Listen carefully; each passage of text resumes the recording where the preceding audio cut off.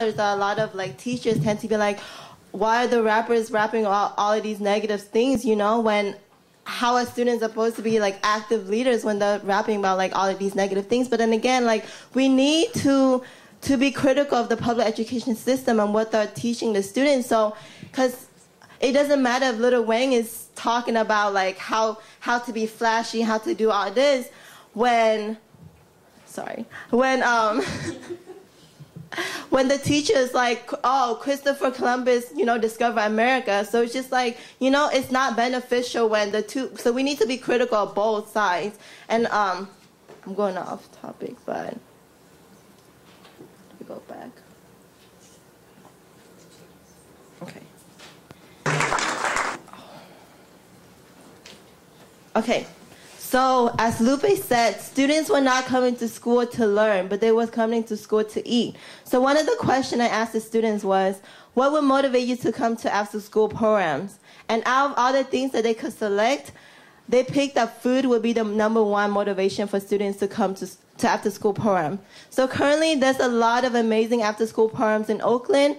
However, if food is not provided, how are students going to be motivated to come, right? Because when students are hungry, how are they going to be active participant in the classroom or even in these after-school programs?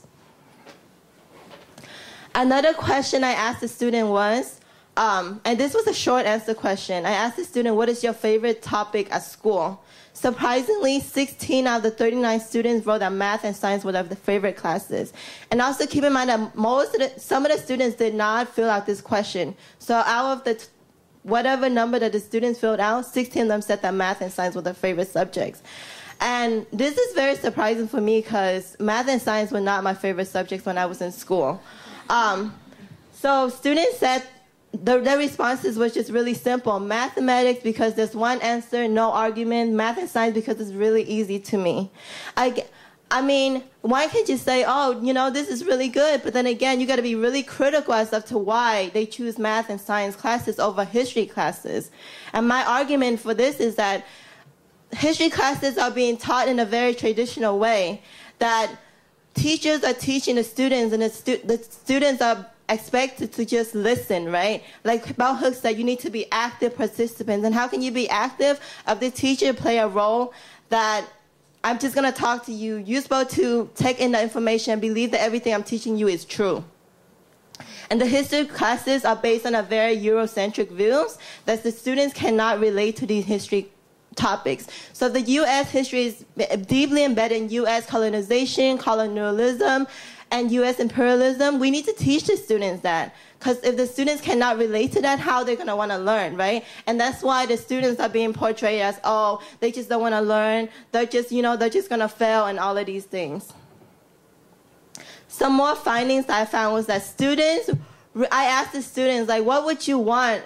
What if you could create a class, what would you want it to be? A lot of students said that they want performing arts, fashion design, music, sport, and cooking classes. And sadly, you know, these classes are the classes that you should have at schools. But when budget cuts come, this is one of the first things that they will cut. And for me, I see these as survival programs, you know, because the students are able to express their struggles, their pain through performing arts, you know, and this will keep the youth off the streets.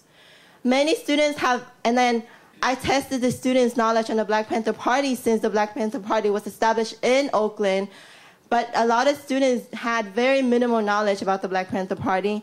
And also a very small percentage of the students know the true history of the people. And the students that attended Raza Studies class know a lot more about the history, and they're more active and passionate about the social justice issues. And Raza Studies is not even a class that's inside a school, but it's actually an after-school class that these students can take at a charter school. So that's why the students said, yes, our history class are different from the traditional history. We learn history from the oppressed perspective.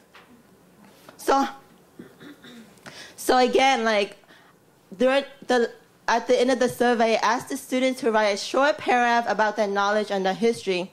And the student said, my people, I can't say knowledge, but my people that I don't know I belong to.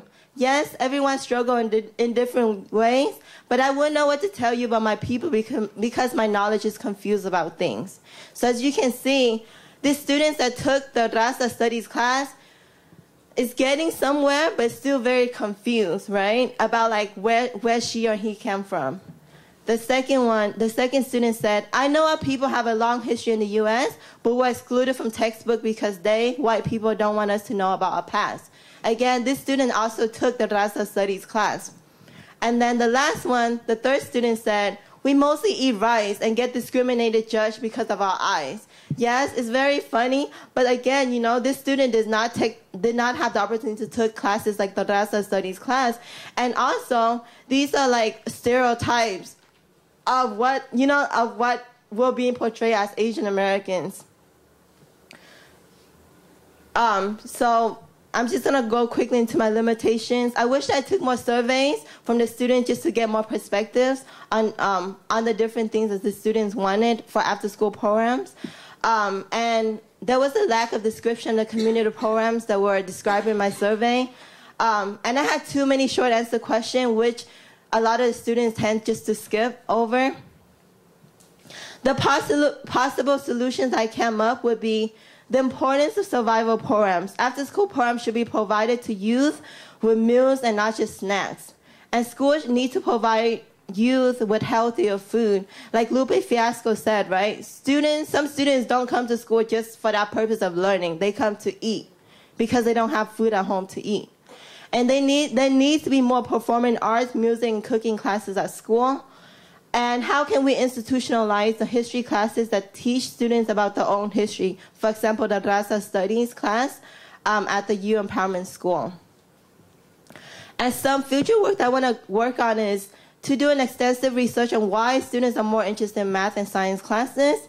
And I just want to do an examination of the Raza study at the Youth Empowerment School to analyze its benefits for students and the possible structure of how a community center in Oakland could be beneficial to students, since now there's no community center in Oakland. Like, there's no place where youth can just go and kick it at.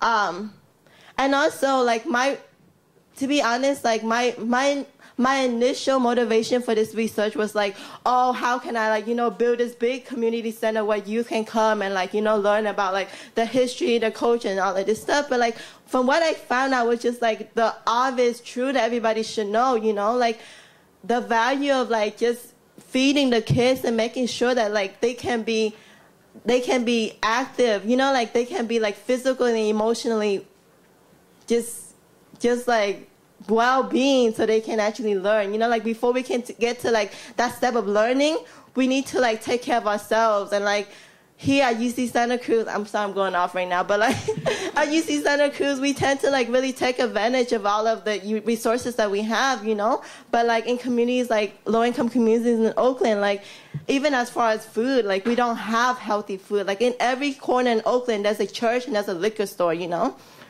Hot chips was like breakfast for like me and my friends, So like, we gotta think about stuff like that. Again, thank you, Professor Hiroshi Fukurai, Angelica and Robin King, my FMP friends, AOP staff, students in Oakland for the inspiration, the Black Panther Party members, and other people that can continue to fight for the social injustice in our community.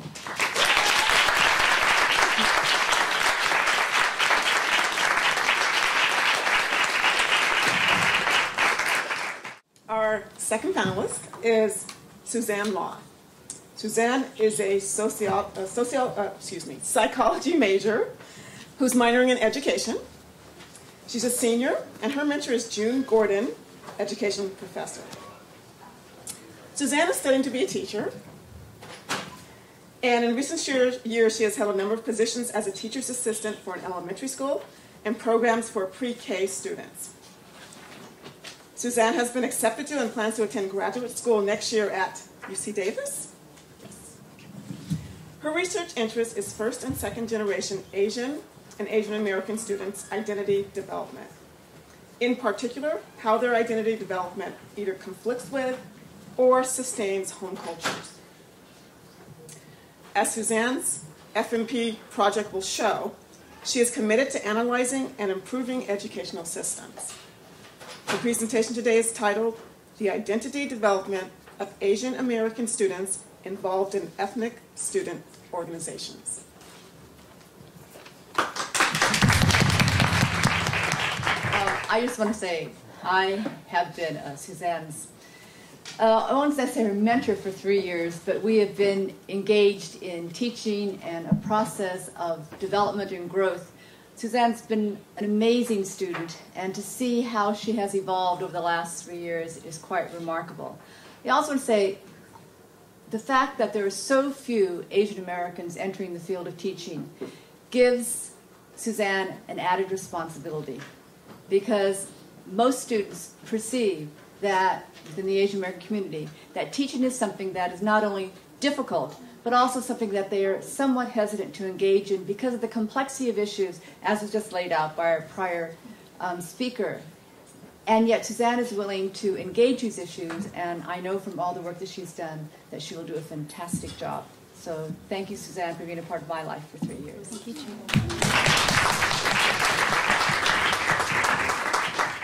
First off, I want to say thank you, everyone, for making it to this presentation today. And thank you, June, for the introduction. I've had the pleasure of knowing and working with June for the past 3 years, and I must say that working with her has inspired me to further my studies in education. It has also made me aware of the impact I will make in the teaching profession as a Chinese American. When I attended the EOP Senior Dinner a few weeks back, I heard multiple speakers talk about giving back to their communities.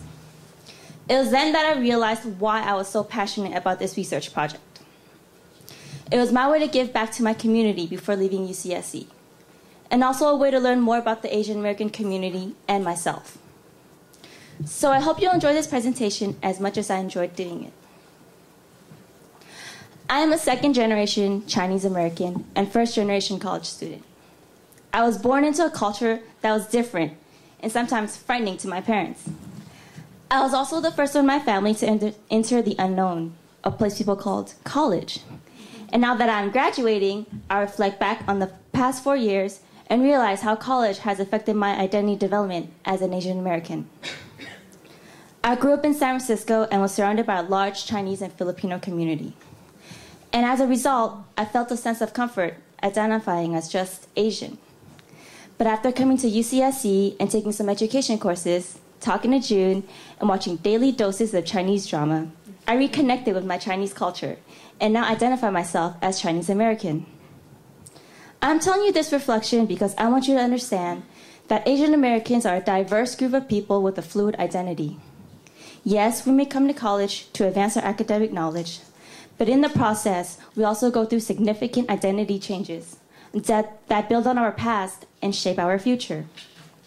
Just like my college experiences connected me to my Chinese culture, other Asian American students are becoming involved with on-campus programs and organizations to gain a sense of direction. This leads me to my research project, the identity development of Asian American students involved in ethnic student organizations. So there are 2 purposes to this study. Number 1 is to challenge the model minority myth.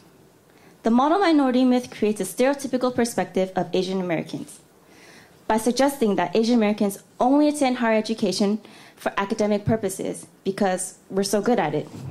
It disregards all other aspects of the Asian American identity and limits further research into looking at the multiple layers of Asian American youth. And number 2, to understand the role of Asian ethnic student organizations, or Asian ESOs. There are 53 ethnic student organizations at UCSC in the year 2010-2011. 48% of them are Asian ESOs. That means almost half of all the overall ESOs at UCSC are affiliated with the Asian American community. This shows that there is a growing popularity of Asian ESOs at UCSC.